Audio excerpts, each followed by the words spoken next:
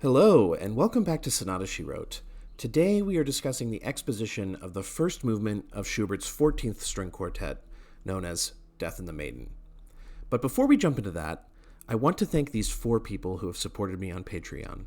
Their support means so much to me, and if you would like to make me feel slightly less ridiculous for spending upwards of 20 hours a week on these videos, then please consider following the link in the description and choosing one of the tiers, which range from $1 to $10 a month.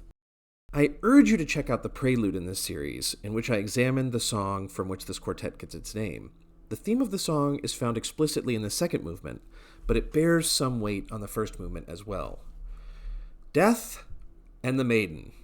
You can see them depicted in this painting by Marianne Stokes, an Austrian painter with a midlife relocation to Victorian England, who lived from 1855 to 1927. In this painting, we see the Maiden in what I think are the seconds after her initial shock at seeing death at the foot of her bed. But this version of death is nothing to be afraid of. They stretch out their wing to comfort the maiden and hold up a hand to hush their scream. In this painting, as in Schubert's song and the poem it is based on, death is a comfort, and the maiden puts up a fight.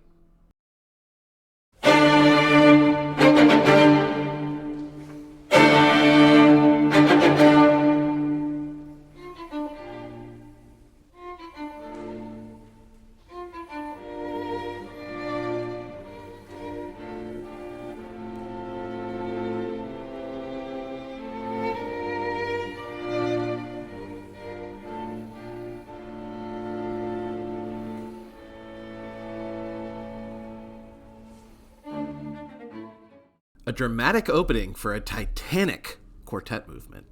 I've labeled this as a P0 module. I know previously on the channel we've discussed a concept of my own, which I would call a Sonata 0 module, but P0 is all Hepokoski and Darcy. It is essentially an introductory module for the primary theme, but it is not a slow introduction. There are several differences, and in many cases the lines are blurred, but in general, the material of a slow introduction will not come back in the sonata form, while the material of a P0 module will return, either in full or motivically. This module blurs the lines in terms of its layout. You'll notice that it's set up a dominant entrance for the primary theme, but it's the returning character of this module that marks it as a P0.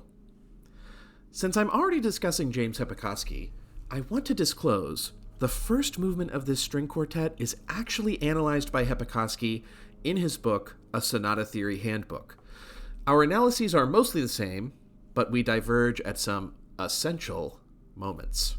I think it's tempting, and in fact, I've often seen it done, to analyze this opening as if the first music was death itself, and the response to it, the maiden. I can see why. The music is furious and terrifying. And also, you'll notice that the chords don't have thirds in them. So in a sense, they have no meat. They're a skeleton. However, in Schubert's song, death has a gentle chorale melody, and it is the maiden who rages. My interpretation of this music is that the opening is the maiden's view of death, rather than death itself, while the response is actual death. The second music even flirts with the mediant major key, F major. Remember, in Schubert's song, death is transformed into the major mode at the end. There is something about Schubert's opening themes, and you may remember this from my analysis of his first piano trio, that invite more analysis than other composers. They seem to contain not necessarily the motivic material of the full movement, although in many ways this theme does, but rather the structure of the movement. The narrative flow of the piece is often right here in the opening theme. So, what might it mean for our sonata form when the opening module takes a stab at F major before collapsing back into cadence in D minor?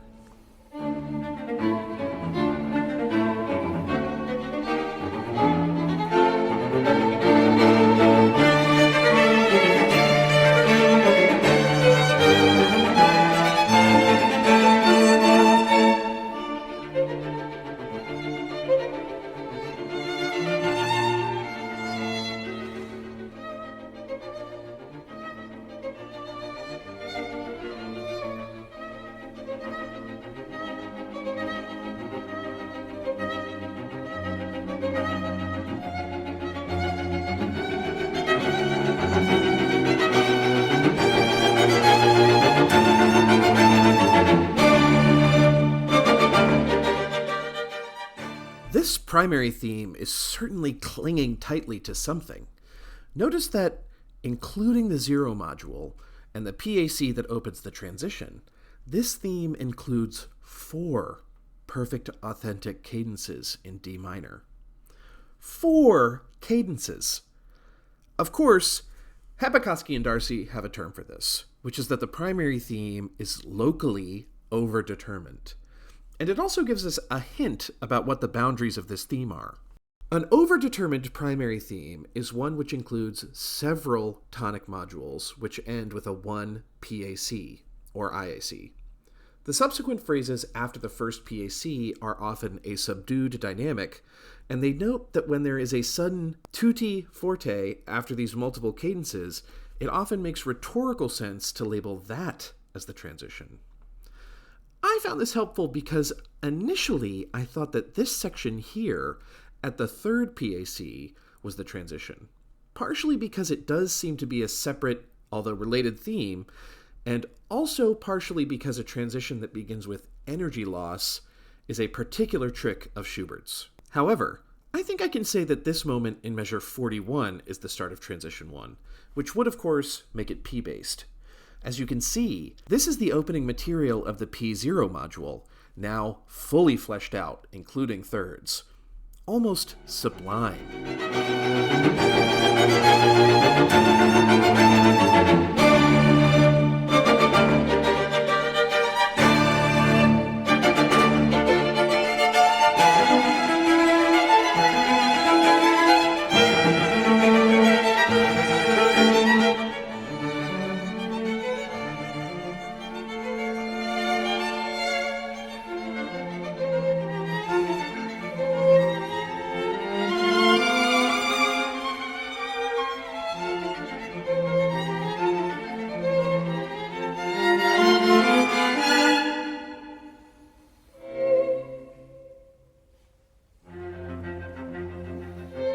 In spite of the primary theme's desperate attachment to D minor, the transition carries out its role perfectly, of course, starting with energy gain, and I would even mark this as modulating to F major before the medial cesura and secondary theme.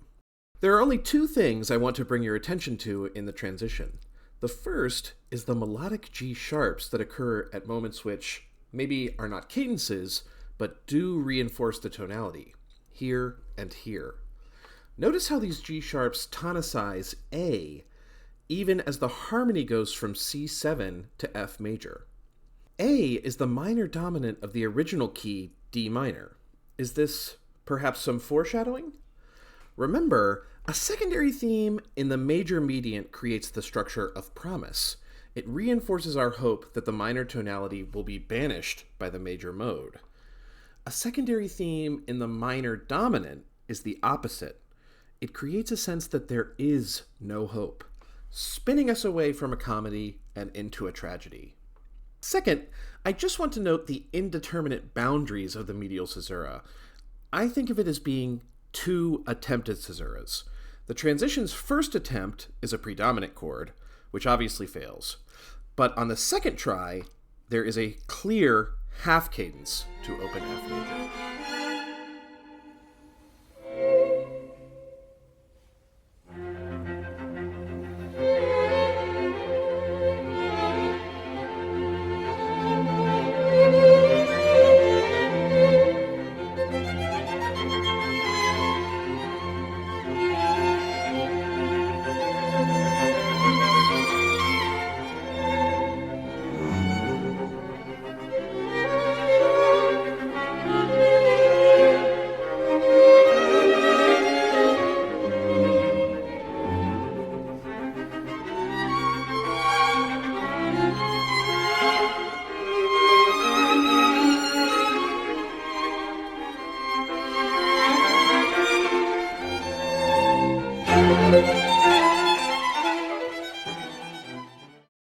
Initially, the secondary theme seems normative. There is perhaps an overemphasis on the mediant, which is A minor, but so far that has been a feature of the entire sonata. When the theme hits its first cadential roadblock, however, the music goes sideways. Regathering itself for a second attempt, an F-sharp diminished chord is opened, which then somehow leads us into a borrowed minor tonic chord. You may notice the cello struggling to reopen a dominant chord for a cadence, but no other voice seems interested. When we finally do get a PAC in bar 83, its candidacy for essential cadence is negated by the reappearance of the S theme in the very same bar. You can see that I've marked this as transition 2.1, of course, so one would assume we're headed for a tri-modular block. But are we?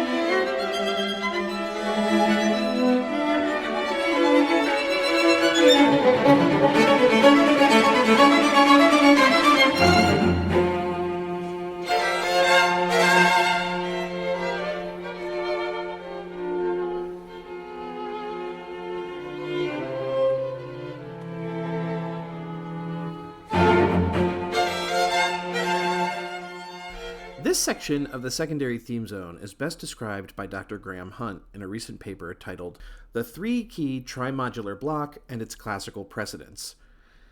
In it, Hunt describes Schubert's use of three keys in expositions, which, although tri-modular blocks, meaning there are two accepted medial caesuras and two S themes, do differ from classical-era tri-modular blocks in that the second S modulates to a new key. Hunt also notes that Schubert often revisits the initial S theme in the space of the second S theme, invoking the rhetoric of correcting this theme and its key. I certainly feel that's what's happening here, which is made darker by the fact that this key is not correct at all. The initial S2 seems to be in A major. In the Sonata Theory Handbook, Hepokoski points out that this key is an illicit tonal choice. The standard options for a minor mode exposition are 3, minor 5, and less frequently 6. Of course, you know that the key does eventually collapse into minor, but appearing in A major is representative of a complete denial, a rejection of the reality that the initial key was D minor. So how does S come to grips with reality? In the initial S1 theme, the cellist was the conservative actor, emphatically slamming into low Cs, all the more powerful for being an open string, and insisting that everyone stay in F major. And here, when they have obviously not gotten their way, the cellist thwarts a PAC in bar 120 with this figure here. The initial secondary theme cadenced in F major, but this cadence was denied essential status by the continuation of the secondary theme. Then, in S1.2, a PAC in A minor was evaded by the cellist. As we go on to hear the close of the exposition, I would like to point out what you are seeing after each of these moments where the cellist stubbornly interjects on F. This is S1.2 material, and this is S1.2 material. We know that an essential cadence must be the first cadence which goes on to differing material.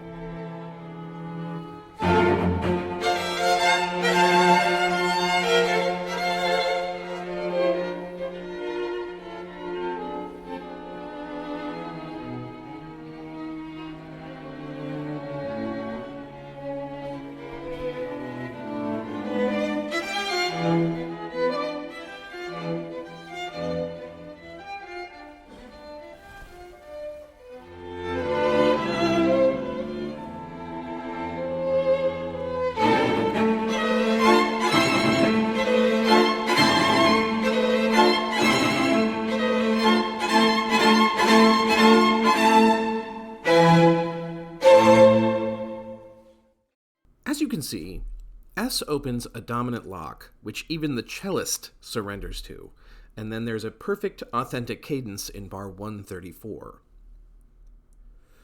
This PAC certainly meets the rhetorical requirements for an essential cadence. It's in the right key and in the right place. But does it meet the necessary structural goals? I don't think it does. You can see it is thwarted in the exact same way that all previous S PACs were thwarted. This one just happens to occur at the end of the exposition. There is a possibility for labeling this material after the cadence, which would allow us to say that this was not expositional failure. What Hepokoski and Darcy call C as S aftermath. This section in Sonata Theory is rather long, so allow me to summarize. S aftermath is when the closing zone returns, in piano, to a theme that is recognizably S. Of course, the section in question in the Schubert is not piano, it is forte, but Hepokoski and Darcy do point out that this may be normal if there is a separate and distinct C section following the EEC candidate. Again, the section in the Schubert String Quartet does not meet that criteria either. Another option that is put forward is that occasionally, the S aftermath may appear directly after the cadence. It will happen in this order. First, there will be a multi-modular S with an energetic drive to cadence at the end. Second, there will be an emphatic PAC. Third, there will be an immediate drop to piano after the EEC. In this scenario, you might argue that the first two steps are partially met. There certainly are multiple S modules, but I would not say that this is an energetic drive to cadence. The third is where this option completely falls apart. It is forte. For this section's inability to meet any of these criteria, I am going to disagree with Hepokoski's analysis in the Sonata Theory Handbook. In my opinion, this does not meet the criteria for an essential expository closure, and thus, this exposition is an example of a failed exposition. If you enjoyed this analysis, please like, comment, and subscribe. Believe me, my channel is still at the stage where I send a screenshot of every single comment to friends and brag about it. Look out for the exciting part 2, which will include the development and recapitulation. Will this expository failure become sonata failure?